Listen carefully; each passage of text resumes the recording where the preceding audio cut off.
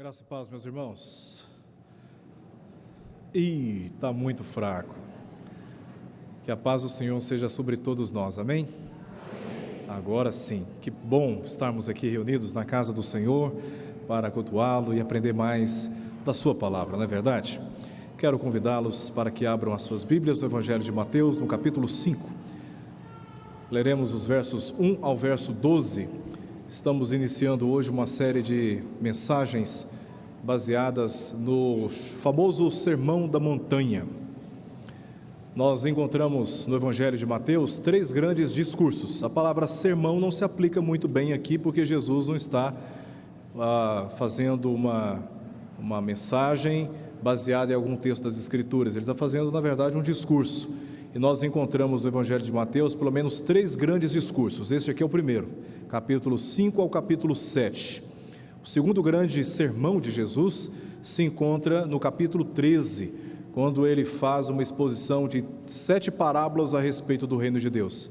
E o último grande discurso de Jesus no Evangelho de Mateus se encontra nos capítulos 24 e 25, o famoso sermão escatológico.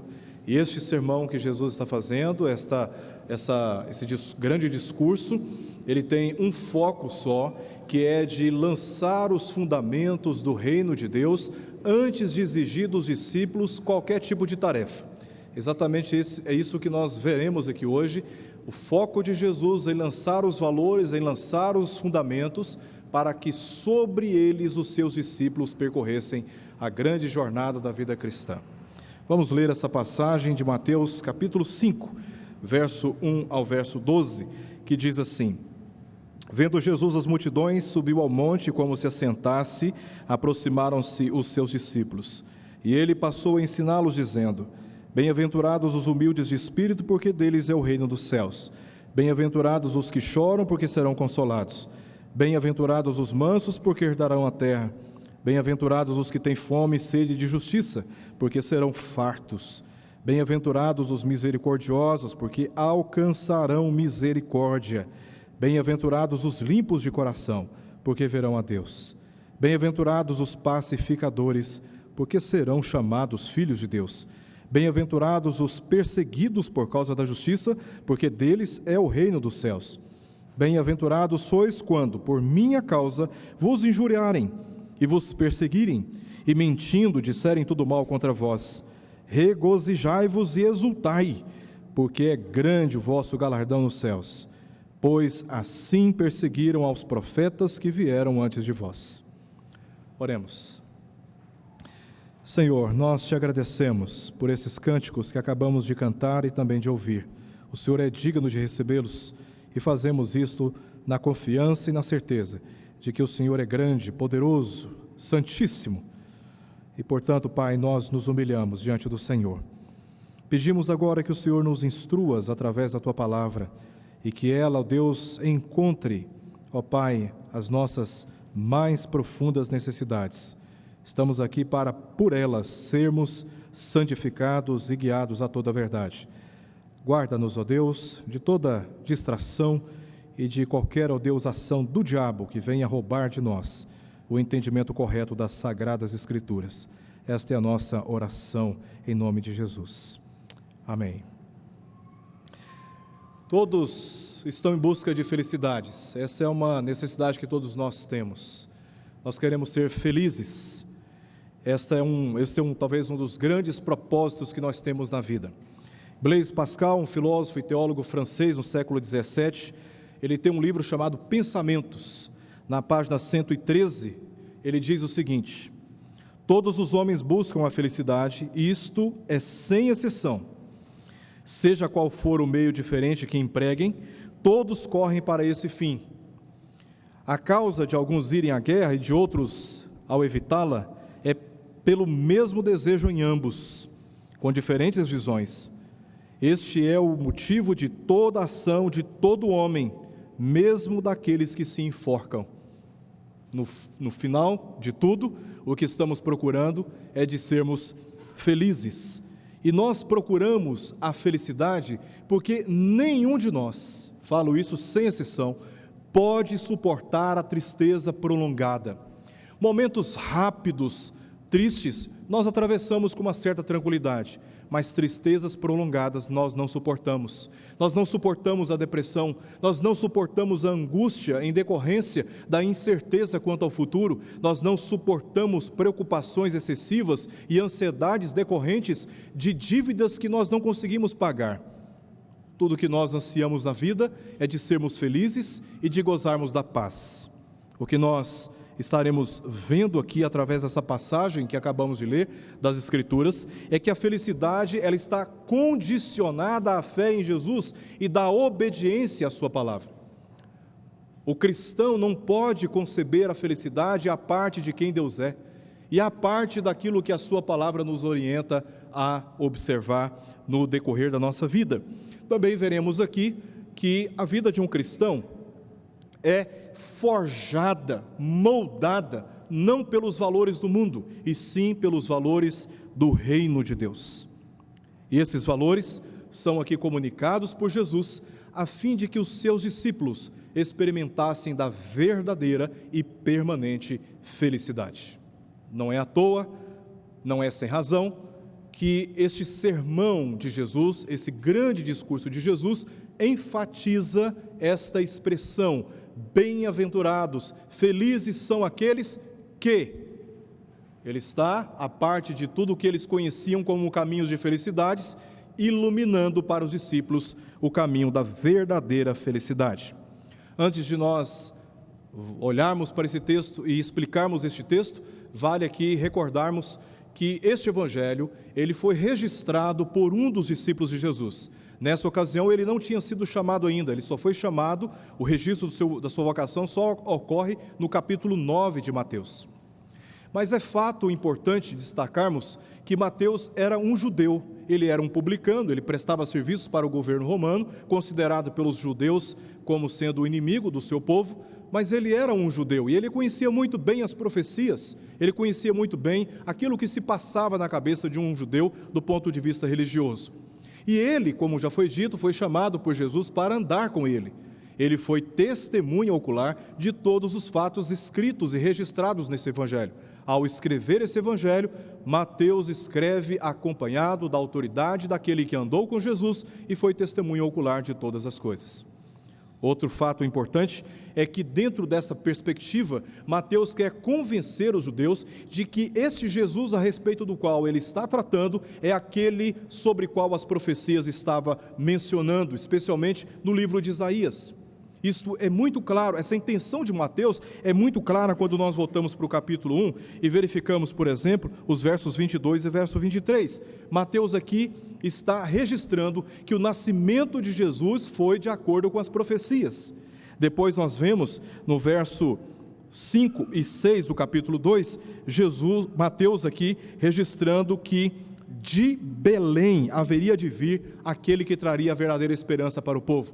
O nascimento de Jesus em Belém também é registro de Mateus para que se testificasse o cumprimento da profecia em torno de Jesus. Ainda no capítulo 2, versos 17 e verso 18, Mateus lembra aos judeus a respeito de uma profecia bastante conhecida, uma profecia que se encontra em Jeremias, que até mesmo a perseguição de Herodes contra as crianças a fim de dizimar a vida de Jesus, do rei dos judeus, também aconteceu em cumprimento das profecias. E, em penúltimo lugar, no capítulo 3, verso 3, até mesmo o precursor de Jesus, aquele que veio para preparar o seu caminho, também foi em cumprimento das profecias. Capítulo 3, verso 3. E, por fim, antes da nossa passagem, no capítulo 4, versos 12 até o verso 16, vemos que Jesus, até a mensagem que ele estava pregando, quando ele sai da região da Judéia, vai para a Galileia, na verdade ele vai para a fronteira da Galileia. Ele prega o evangelho inicialmente em terra estrangeira, na terra de Zebulon, pregando o evangelho, chamando os pecadores ao arrependimento e anunciando a inauguração do reino de Deus. O reino de Deus está próximo, portanto, arrependei-vos dos vossos pecados. Até mesmo isso, Mateus fez questão de registrar, que foi em cumprimento das promessas. Mais uma vez, qual é a intenção de Mateus? convencer os judeus que conheciam essas profecias de que esse Jesus é aquele que estava sendo aguardado durante séculos. Logo após Jesus ter sido batizado no Rio Jordão e tentado no deserto, ele foi para a Galiléia e iniciou ali o seu ministério pregando o Evangelho. Diz o verso 23 do capítulo 4 que Jesus percorreu toda a Galiléia, ensinando nas sinagogas, pregando o Evangelho do reino e curando toda sorte de doenças e enfermidades entre o povo. O que aconteceu? Multidões passaram a segui-lo, é o que está registrado no final do verso 25. Não apenas da Galiléia, mas de Decápolis, uma região formada por 10 cidades, Jerusalém, Judeia, e da além do Jordão, se referindo aos estrangeiros. Numerosas multidões estavam seguindo Jesus. O que está dentro do contexto da passagem? Uma preocupação de Jesus com esta fama que estava crescendo, como diz o início do verso 24, e multidões o seguindo, obviamente, em busca dos sinais, dos milagres que estavam acontecendo, é isso que diz o verso 24, mas a preocupação de Jesus aqui no capítulo 5 é de fundamentar a caminhada desses seguidores, para que eles não seguissem Jesus observando os mesmos valores pervertidos, corrompidos, tanto da nação de Israel, como também dos seus opressores, os romanos, mas que eles tivessem um novo referencial, uma nova perspectiva, um olhar mais adiante, porque o que se trata aqui no discurso de Jesus são valores que traduzem as regras, os princípios, as verdades do reino de Deus. Então Jesus aqui, no capítulo 5, a sua intenção é de organizar os sentimentos e as expectativas dos seus seguidores. Analisando o Evangelho de Mateus de uma maneira mais cautelosa, nós vamos perceber que do capítulo 1 de Mateus até o capítulo 4, Mateus mostra um pano de fundo em que ele registra o caráter divino de Jesus e também o caráter humano de Jesus. Isso fica provado nos primeiros 4 capítulos. O capítulo 5 até o capítulo 7, nesses 3 capítulos que nós estaremos discorrendo aqui nas próximas semanas, nós verificamos, dentro de uma organização lógica de Mateus, que ele está tentando destacar que antes de fazer qualquer coisa com os discípulos, ele orienta os seus discípulos quanto a esses valores. É um discurso, os discípulos tinham apenas que ouvirem Jesus aqui, ouvirem Jesus. Depois, os capítulos 8 ao capítulo 9, vemos uma concentração de milagres e Jesus pregando o Evangelho aos pobres, e eles estavam entendendo o que Jesus estava pregando. Essa concentração de sinais que Jesus estava operando também tinha uma intenção: demonstrar para os discípulos como colocar em prática tudo aquilo que ele acabara de ensinar. Depois, a partir do capítulo 10 até o capítulo 20, o que nós vemos é Jesus liberando os discípulos, os enviando, os comissionando com autoridade para fazerem exatamente aquilo que eles viram Jesus realizar nos capítulos 8 e 9, com base nos valores que eles ouviram do capítulo 5 ao capítulo 7. Se você abrir o capítulo 10 de Mateus, já no primeiro versículo vai dizer: tendo Jesus chamado os 12, deu-lhes autoridade para, aí vai fazer uma lista daquilo que vemos no capítulo 8 e capítulo 9, nas mãos de Jesus. E só depois, capítulo 21 de Mateus até o capítulo 27, é que vemos as narrativas em torno do sofrimento, do sacrifício e da ressurreição de Jesus. No capítulo 28, depois de todo esse processo, ele envia os discípulos para fazerem exatamente aquilo que eles viram em Jesus. Mateus organiza o seu documento de tal forma que os seus leitores pudessem compreender claramente quais são as intenções aqui deste evangelho. Justamente antes de todas essas tarefas, capítulo 5 ao capítulo 7, Jesus lança os fundamentos para os seus discípulos. Deus se importa mais com os valores do nosso caráter, com as motivações do nosso coração, do que com a excelência das nossas obras. Nós podemos ser excelentes na vida profissional, podemos ser excepcionais na vida acadêmica, podemos ser excepcionais na administração dos recursos financeiros e de empresas, e adquirimos riquezas. Poderemos até ser pessoas muito populares nas redes sociais, mas nada disso pode ser comparado ao grande valor de um cristão, que é de andar em conformidade com os valores que nós encontramos no caráter de Cristo. E é isso que ele está aqui lançando, fundamentando para a vida dos seus discípulos. Antes de nós examinarmos aqui cada uma dessas bem-aventuranças, são 9 ao todo, eu quero fazer uma consideração a respeito, 6 considerações a respeito dessas bem-aventuranças. Em primeiro lugar, essas bem-aventuranças, elas revelam que os valores do reino de Deus são contrários para a igreja em relação aos do mundo. Não existe conciliação entre os valores da igreja, entre os princípios da igreja, entre as verdades que guiam os cristãos em relação aos valores que nós encontramos no mundo. Nós precisamos definitivamente resolver algo no nosso coração ao entrarmos em contato com essa porção da Escritura. Os valores do reino de Deus são contrários aos valores do mundo. Os valores do reino de Deus são mais altos, acompanham os pensamentos de Deus e os caminhos de Deus, e não podem ser conciliados. Não há, segundo Paulo, união, entrosamento, harmonia entre luz e trevas, entre crente e incrédulo, entre Cristo e o diabo.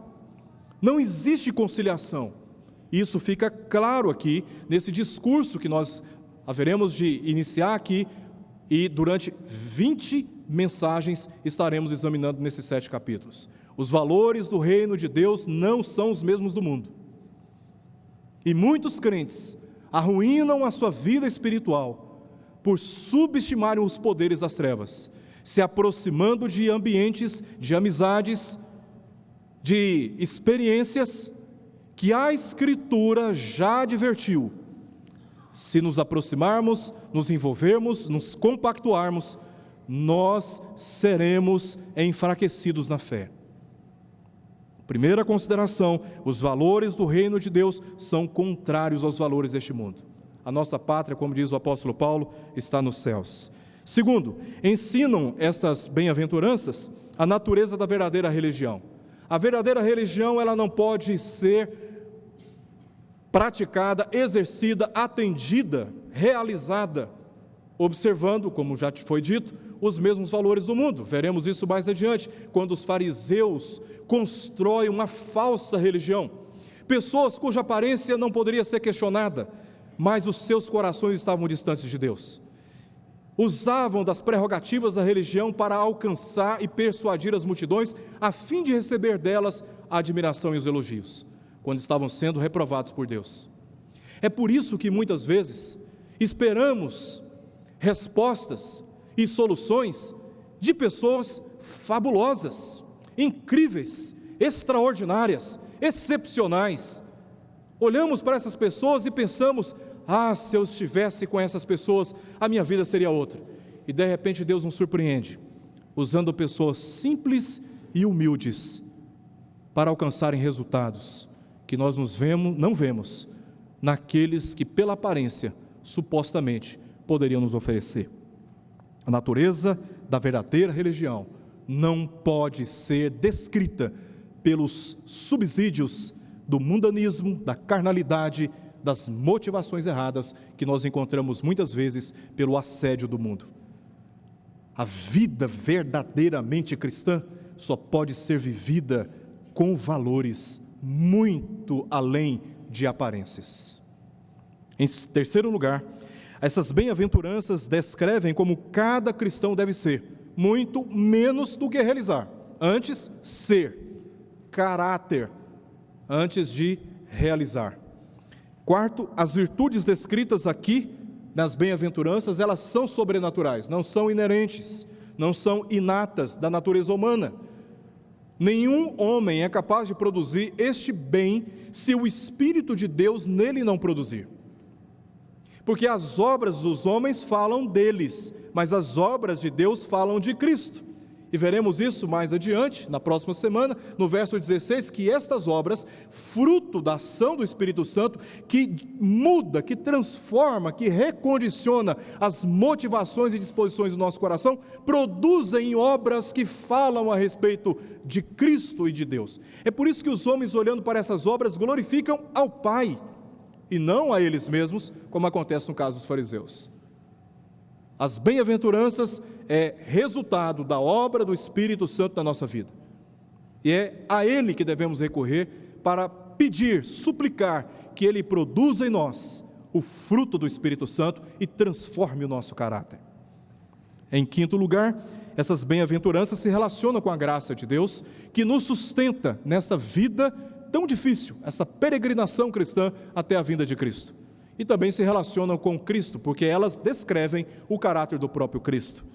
E em último lugar, a última consideração sobre essas bem-aventuranças, elas possuem uma estrutura tripla, uma declaração de felicidade, causa e resultado. Então existe aqui uma estrutura padrão para essas bem-aventuranças. Vamos olhar para o texto, verso 1, onde Mateus descreve para nós o cenário. Qual é o cenário aqui desta experiência de Jesus com as multidões, em especial com seus discípulos? Diz o texto que, vendo Jesus as multidões, essa é uma informação importante, Jesus não ignorava as multidões, pelo contrário, ele as considerava, e ele não as ignorava, mesmo sabendo que muitas dessas multidões estavam atrás de Jesus em busca dos benefícios que ele poderia oferecer e não em busca do próprio Cristo. Não é à toa que muitos até hoje deixam de buscar a Cristo e de se humilharem na presença dele, de o servirem e de abnegarem até mesmo dos seus privilégios, direitos, expectativas, sonhos, interesses, por causa do reino de Deus, mas abnegam disso a fim de obter de Cristo apenas os seus benefícios. Não querem tratar os seus pecados, se arrependendo deles e vivendo uma vida profundamente consagrada. Até hoje vemos que muitas multidões estão atrás dos benefícios e não do abençoador, do próprio Cristo. Mas Jesus não o ignora, porque Ele é gracioso, Ele não ignora as multidões. Pelo contrário, Ele as cura das suas mazelas. Diz ainda o texto que Jesus subiu no monte, como se assentasse, aproximaram-se ali nessa ocasião os seus discípulos. Veja só, ele estava ali na região da Galileia. Volte um pouquinho a página da sua Bíblia, no capítulo 4, vemos no verso 12, que depois de ter sofrido aquelas tentações, Jesus, sabendo que João foi preso, retirou-se para Galileia. Depois, no verso 18, diz que ele estava já na Galileia, caminhando junto ao mar que ali se encontrava. E no verso 23, ele estava percorrendo toda a Galileia. Então, o monte que Jesus sobe aqui é um monte que se encontrava na Galileia. Ele subiu aquele monte com um único interesse: fazer com que sua voz alcançasse aquelas multidões. Não havia nada de místico naquele monte. Como alguns pensam que no monte nós ouvimos mais a Deus e Deus nos ouve mais. Pelo contrário, Jesus apenas subiu numa posição estratégica para que o som pudesse alcançar, o som da sua voz, todas aquelas multidões. A sua intenção foi de fazer um discurso longo, por isso ele se acomodou, diz que como se assentasse. Ele sabia que ia fazer um discurso longo, então ele deu um jeito de se acomodar, e foi isso que ele fez. E nesse momento, diz o texto, que os seus discípulos se aproximaram.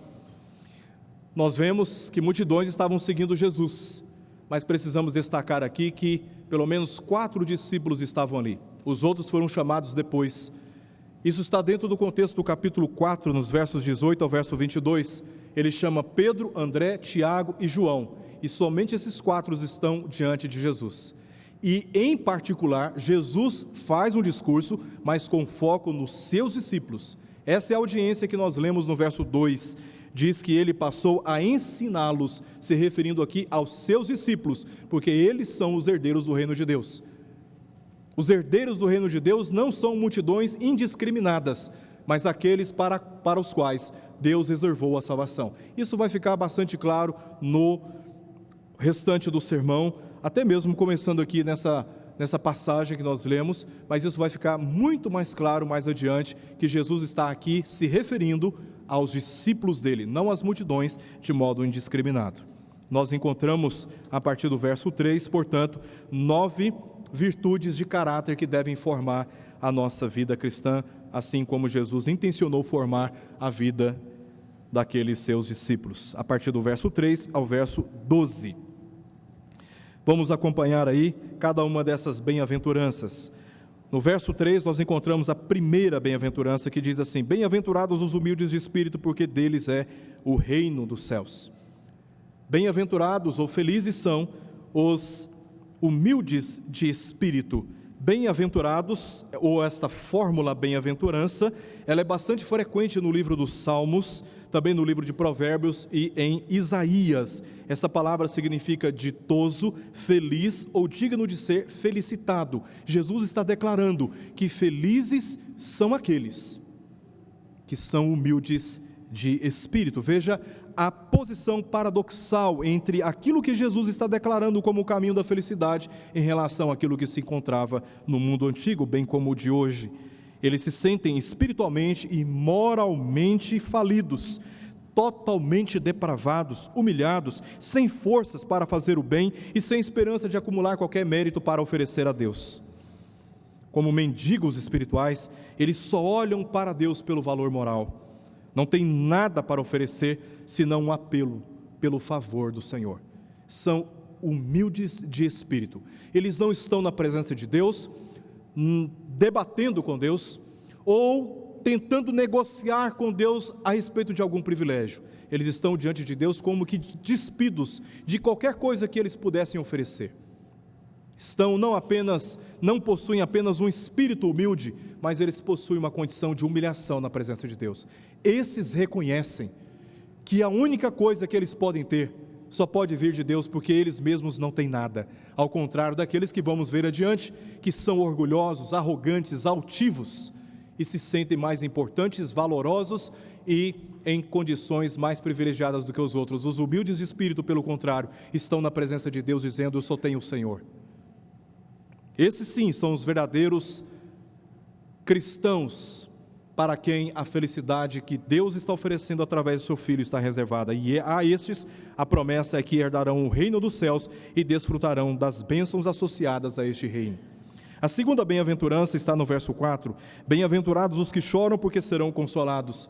Eles choram, por causa do pecado no mundo e também pelo pecado que está na sua natureza, bem como os efeitos que este pecado causa na sua vida pessoal e na vida também social. Eles não podem ser completamente felizes enquanto o pecado e as consequências destrutivas ainda estiverem presentes na natureza. É verdade ou não é? Nós temos momentos de tristezas e de repente a nossa vida muda por completo.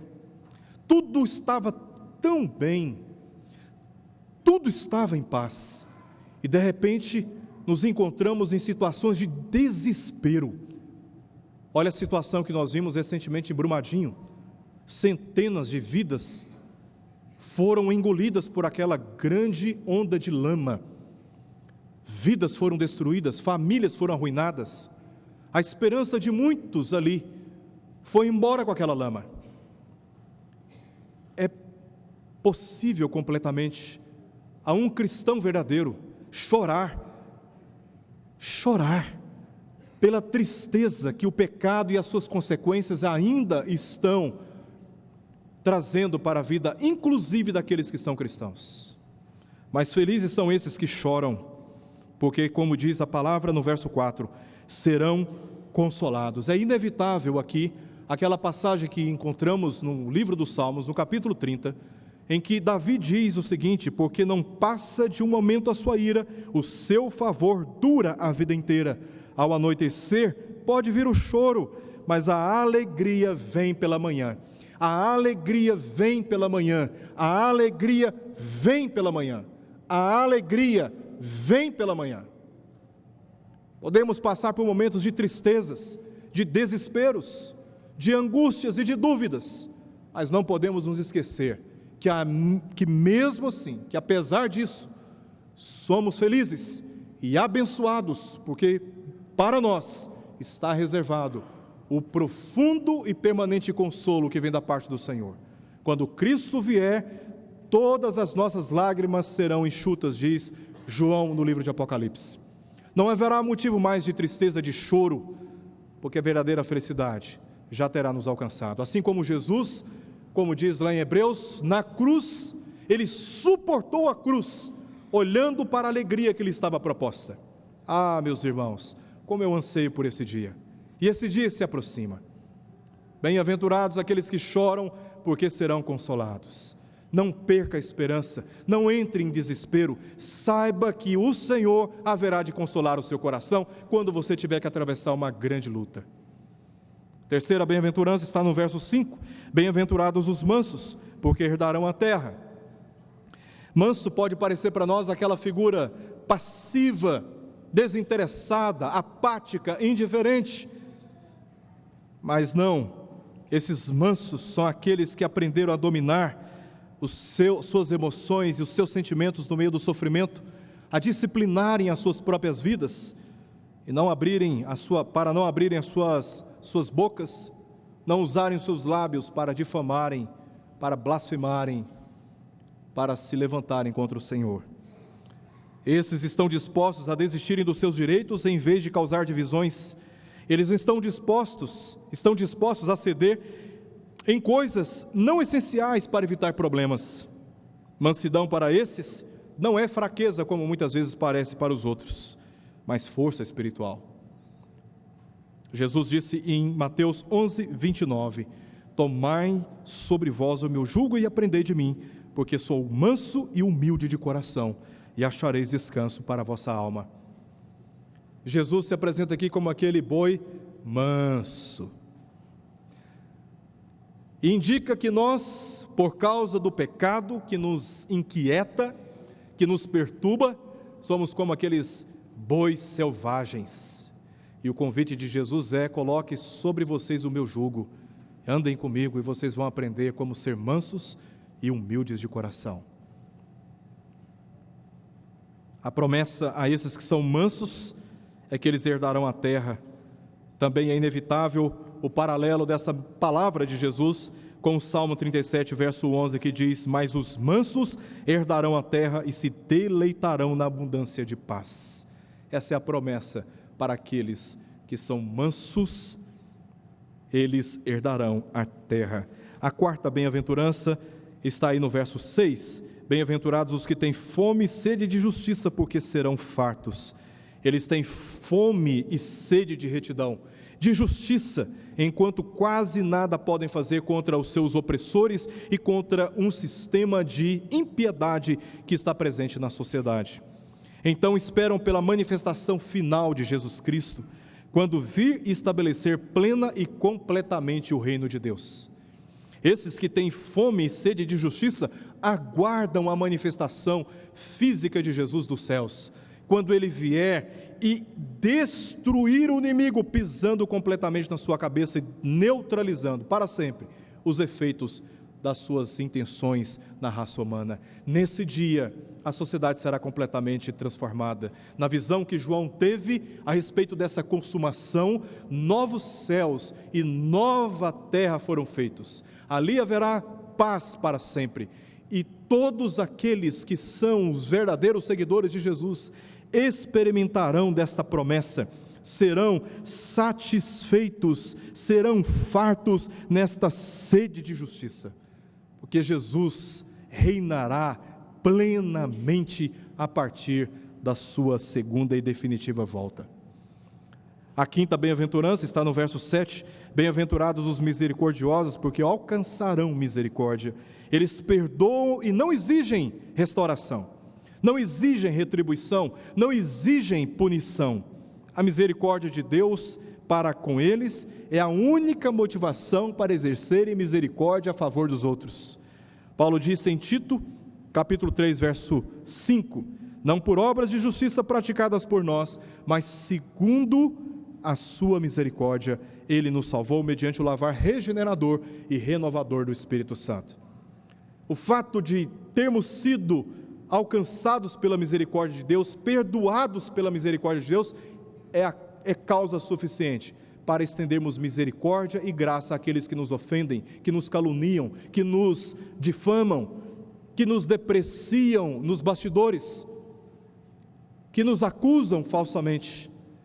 Orar por essas pessoas, como disse Jesus, amando os nossos inimigos e orando pelos que nos perseguem, é a motivação que só pode vir da consciência que nós fomos alcançados pela misericórdia de Deus. Então, ao invés de você retribuir com vinganças, ao invés de você retribuir ofensa com ofensa, ao invés de você retribuir dente com dente, olho por olho, retribua com misericórdia, porque a promessa a esses é a seguinte: alcançarão misericórdia. A promessa é que Deus lhes mostrará misericórdia e influenciará os outros a mostrar também misericórdia a nós. Nós só colhemos aquilo que nós semeamos, diz Paulo em Gálatas capítulo 6, verso 7. Se nós semearmos misericórdia, se nós semearmos ações de graça, nós também seremos alcançados por ações de graça. E isso não vem dos homens, isso vem do nosso Senhor, é promessa dele e é executada por ele. Sexta bem-aventurança está no verso 8. Bem-aventurados os limpos de coração, porque eles verão a Deus. Eles possuem aqui um novo coração, uma nova disposição de abandonar o pecado, de fugir do pecado, de não subestimar o poder do pecado.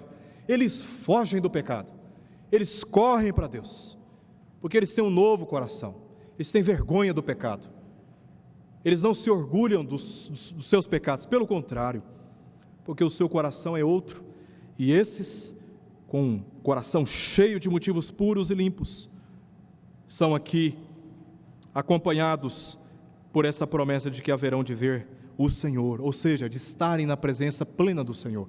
Nós estamos na presença do Senhor, mas precisamos reconhecer que ainda sofremos com os efeitos do pecado. Ora, será uma experiência incrível quando o pecado não estiver mais presente na nossa natureza e podemos desfrutar plenamente da presença de Deus. Como diz Jesus lá no seu discurso no capítulo 24, foste fiel no pouco, sobre muito te colocarei. Entra no gozo do seu Senhor, no prazer do Senhor, na alegria do Senhor. O que nós experimentamos aqui são ensaios, prelúdios, são preliminares daquilo que haverá de vir, a satisfação plena de estar diante do Senhor, porque Ele é santo, e só podem permanecer na presença dEle aqueles que tiverem os seus corações, olhos, mãos, pés purificados pelo sangue carmesim de Jesus Cristo. E esse dia se aproxima. Disse João na sua visão lá em Apocalipse, ele pergunta: quem são esses? Ele diz: são esses que vêm da grande tribulação, eles lavaram as suas vestiduras no sangue do Cordeiro.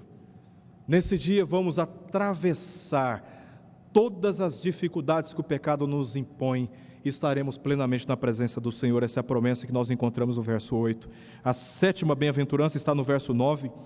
Bem-aventurados os pacificadores, porque serão chamados filhos de Deus. Eles não são intrometidos, mas não perdem a oportunidade de promoverem a paz onde há conflito, porque Deus produziu paz em seus corações, agora eles são pacificadores. E isto identifica tais seguidores com o próprio Deus, que é o Deus da paz. Como diz Paulo em Filipenses, capítulo 4, ele diz que o Deus da paz, Deus é o Deus da paz, e aqueles que pacificam, que veem situações de conflito, ao invés de incendiarem as relações, ao invés de incendiarem os sentimentos, eles vêm e na hora pacificam. São instrumentos do Senhor, porque foram tomados pela paz do Senhor. A oitava bem-aventurança está no verso 10. Bem-aventurados os perseguidos por causa da justiça, porque deles é o reino dos céus. Verso 10. Os herdeiros do reino nos dias de Jesus foram perseguidos por causa da justiça. Jesus não está aqui enganando os seus discípulos, eles também serão perseguidos por causa da justiça. Mas esses herdeiros, eles recebem da parte do Senhor a garantia de que eles herdarão o reino dos céus. Pedro disse em 1 Pedro capítulo 3, versos 13 e verso 14: ora, quem é que vos há de maltratar, se fordes zelosos do que é bom? Mas ainda que venhais sofrer por causa da justiça, bem-aventurados sois. Bem-aventurados sois. É melhor sofrermos praticando o que é justo, certo, verdadeiro, do que praticando aquilo que é mal. E se na prática da justiça formos perseguidos, abençoados somos. Louvado seja o Senhor, porque estamos sendo perseguidos. Louvado seja o Senhor. Ai, que delícia ser perseguido. Mas é mais ou menos esse sentimento que precisamos ter no nosso coração. Ao invés de entrarmos em desespero, irmãos, não tem coisa melhor do que sermos criticados por fazermos aquilo que é justo. Não há nada mais prazeroso do que sermos mal compreendidos por fazermos aquilo que é verdadeiro, justo, correto. Esse é o sentimento que precisamos ter. Vamos fazer o que é justo, fechar a nossa boca para a mentira, para o engano, para ciladas nos relacionamentos, para tirarmos vantagem. Vamos experimentar a má compreensão, vamos experimentar a perseguição, o preconceito, os olhares reprovadores, por fazermos aquilo que é justo. Disse o apóstolo Pedro: bem-aventurados sois, bem-aventurados sois, esses herdarão o reino dos céus. Em último lugar, o verso 11 e verso 12, aqui Jesus diz: bem-aventurados sois quando por minha causa. No verso 10, bem-aventurados são aqueles que são perseguidos por praticarem o que é justo. Agora nos versos 11 e 12, bem-aventurados aqueles que são perseguidos por causa do nome de Jesus. Quando vos injuriarem e vos perseguirem e mentindo disserem todo mal contra vós, regozijai-vos, alegrai-vos, façam um delicioso churrasco nesse dia.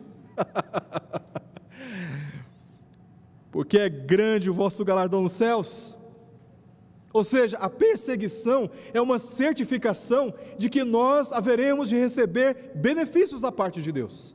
Nós não promovemos intencionalmente a perseguição, mas se no anunciar o nome de Jesus, se no proclamar o testemunho do Evangelho, formos mal compreendidos, sofrermos perseguição, preconceitos, retaliações, discriminações, regozijai-vos, diz o Senhor Jesus. Porque é grande o vosso galardão nos céus, pois assim perseguiram os profetas que vieram antes de vós. Se perseguiram os profetas, haverão de perseguir vocês também. Nenhum de nós está isento desta vulnerabilidade. Eu sei que no país a liberdade religiosa é garantida pela própria Constituição. Experimentamos de uma liberdade religiosa que nós não encontramos em muitos países. Em muitos países. Mas ainda que no ambiente dos seus relacionamentos, aonde quer que você for, você sofrer algum nível de perseguição intelectual, emocional, política, acadêmica, por ser um cristão que fala do seu testemunho a respeito de Jesus, que fala a respeito de Jesus, regozijai-vos, alegrai-vos, porque grande é o seu galardão nos céus. Os herdeiros do reino de Deus são perseguidos, não apenas por causa da justiça, mas também por causa do nome de Jesus, quando proferido em testemunho. A promessa é que receberão galardão nos céus, uma recompensa indescritível da graça de Deus. Enfim, nós não temos nada a temer, nós não temos nada a perder como seguidores de Jesus Cristo, guiados por tais valores do reino de Deus. E o apelo que Jesus aqui faz é que são herdeiros dessas promessas aqueles que observam esses valores e neles caminha seguramente e com confiança. Que Deus nos abençoe, meus amados irmãos, à luz dessa palavra, e nunca nos esqueçamos que os valores do reino de Deus não são como os valores do reino deste mundo, que a nossa pátria está nos céus e não aqui, que a nossa esperança não se limita às coisas dessa vida, senão seríamos os mais infelizes de todos os homens. A nossa esperança está no Senhor Jesus, e o seu dia se aproxima, e nesse dia nós seremos alcançados por todas essas promessas. Portanto, não desanimamos, sigamos em frente, observando cuidadosamente aquilo que diz a palavra do Senhor. Vamos orar.